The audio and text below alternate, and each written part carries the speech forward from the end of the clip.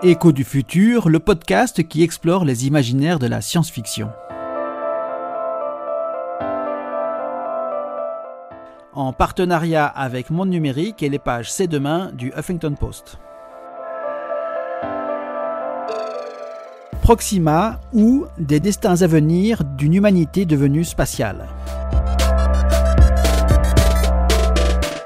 Le film Proxima d'Alice Winocour, qui date de 2019, est un film d'anticipation qui pourtant n'emprunte aucun des codes du cinéma de science-fiction. A priori, ce pourrait même être un docu-fiction qui raconte les relations entre une femme astronaute qui se prépare à une mission spatiale et sa fille Stella, âgée d'une dizaine d'années. La maman doit expliquer à sa fille pourquoi pendant 1 an, elles ne se verront plus.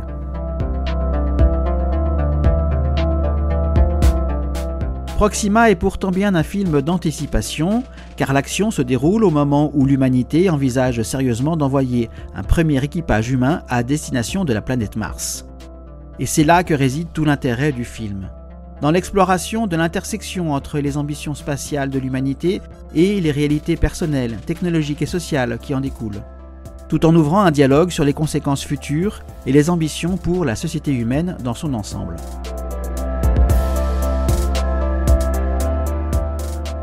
Ainsi, l'héroïne Sarah, jouée par Eva Green, fait partie de l'équipage de 3 astronautes qui vont passer 1 an à bord de la station spatiale en orbite de la Terre, hublot fermé, sans contact visuel direct avec leur planète mère. Cette station pourrait bien être l'actuelle ISS, bien que sa fin de vie ait été programmée pour 2030, ou toute autre station de nouvelle génération au statut international. À bord, tout sera mis en œuvre pour simuler un voyage vers la planète rouge, afin d'étudier les effets sur les humains d'une longue absence de contact direct avec la planète bleue. C'est la mission Proxima.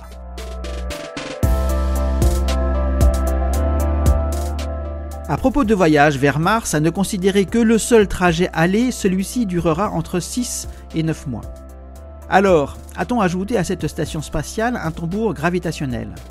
Car, à l'arrivée sur Mars, il n'y aura pas d'aide pour soutenir les corps affaiblis par plusieurs mois de microgravité et à nouveau harassés par la gravité, bien que sur Mars, celle-ci ne représente que les 2/3 de celle ressentie sur Terre, soit 0,6 G.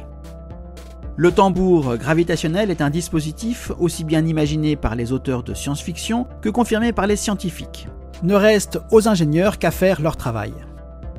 On peut se faire une idée de la taille de cet anneau gravitationnel qui devrait être ajouté à la station spatiale. Avec un diamètre de 60 mètres et une vitesse de rotation de 3 tours par minute, la gravité ressentie serait alors de 0,3 G, soit une gravité équivalente à celle à la surface de la Lune. On pourrait réduire la taille de l'anneau et augmenter sa rotation pour obtenir une gravité similaire. Mais cette configuration rendrait le dispositif inconfortable pour les astronautes à cause de divers phénomènes comme ceux liés à la force de Coriolis ou une trop grande différence de gravité entre les pieds et la tête. Ainsi, arriver en orbite de Mars avec une masse musculaire pas trop fondue et avec un bon niveau de calcification de leur squelette, 2 des conséquences de séjours trop prolongés en microgravité, les astronautes seraient aptes à remplir tous les aspects de leur mission sur le sol de la planète rouge.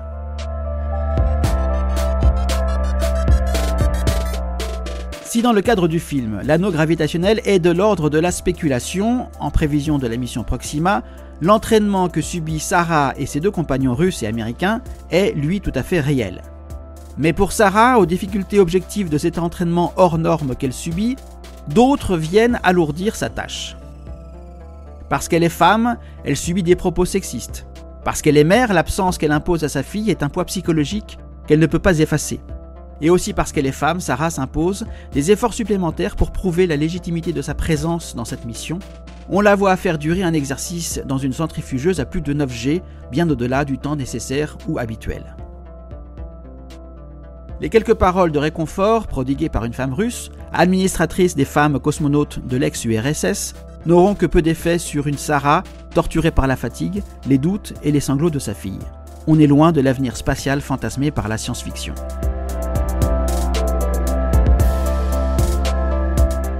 Mais l'entraînement avance, la mère dompte aussi bien ses angoisses que les nombreuses procédures, l'esprit de corps finit par apparaître au sein de l'équipage et le jour du décollage arrive.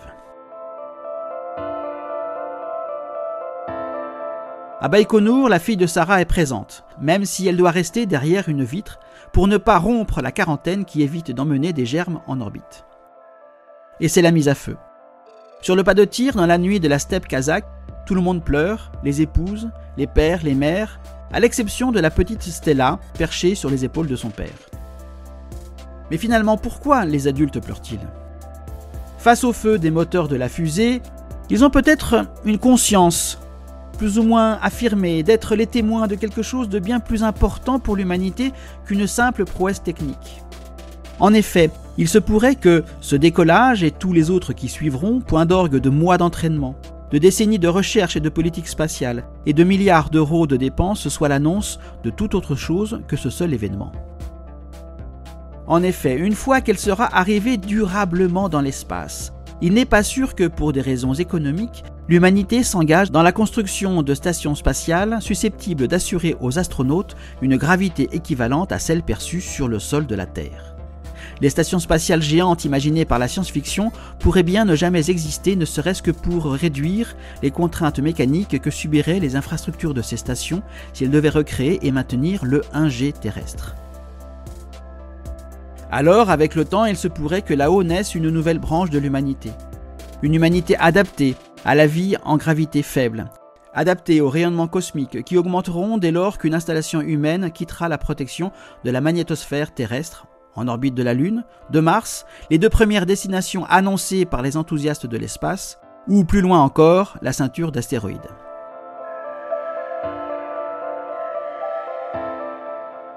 Cet avenir concrétiserait la conviction de Konstantin Tsiolkovsky, scientifique et père de l'astronautique soviétique et moderne, la Terre est le berceau de l'humanité, mais on ne passe pas sa vie entière dans un berceau.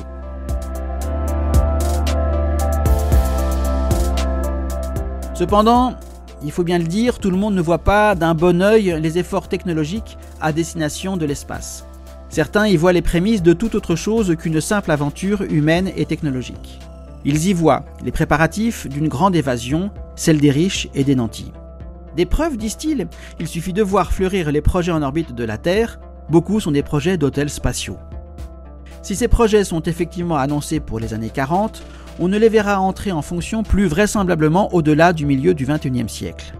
Moment auquel devrait se produire, étrange coïncidence, l'effondrement dont parlent avec tant de véhémence les collapsologues de tout poil.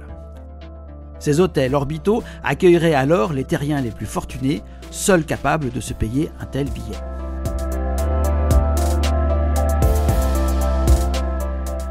Plus raisonnablement, et au fur et à mesure de la territorialisation croissante de l'espace, à terme, il se pourrait bien qu'un jour cette humanité spatiale ne puisse plus retourner sur Terre pour des raisons aussi bien économiques que physiologiques.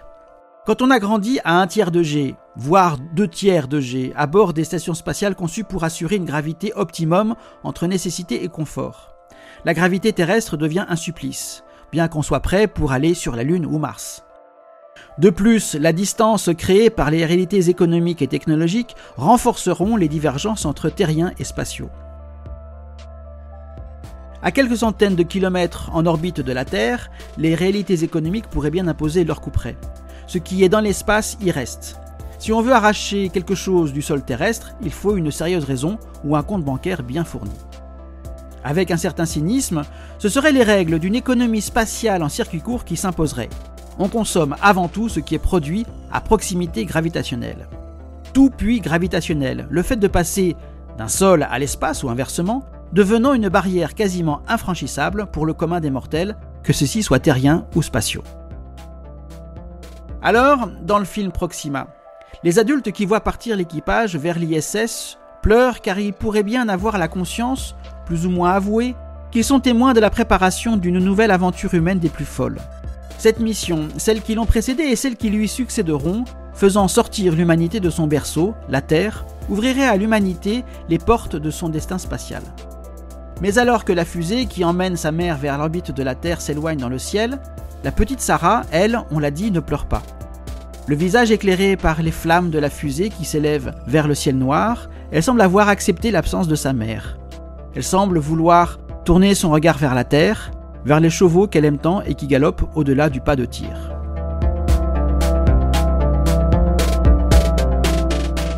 Alors, Peut-on ou doit-on empêcher le destin spatial de l'humanité ? À plus ou moins long terme, les enjeux climatiques pourraient-ils plaider dans le sens d'une interdiction ? A l'inverse, si on accepte le fait qu'il est dans la nature de l'humanité de partir vers les étoiles, pourra-t-on toujours l'obliger à continuer à travailler au bénéfice de l'humanité restée terrestre ? À moins que, à l'image de Stella, l'humanité se tourne résolument vers la Terre. Alors, vous en dites quoi ? Et rendez-vous avant la fin de l'Anthropocène pour un nouveau podcast d'Écho du futur. Une production de futurhebdo.fr et du comptoir prospectiviste.